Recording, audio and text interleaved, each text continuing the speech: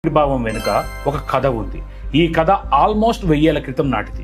అప్పట్లో చోళరాజుల పాలనలో ఉన్న విహారపురి అనే చిన్న విలేజ్ లో 3 అన్నదమ్ములు ఉండేవారు. పాపం వాళ్ళల్లో ఒకరికి మాట రాదు, ఒకరికి అసలు వినిపించదు, ఇంకొకరికేమో కళ్ళు కనిపించవు.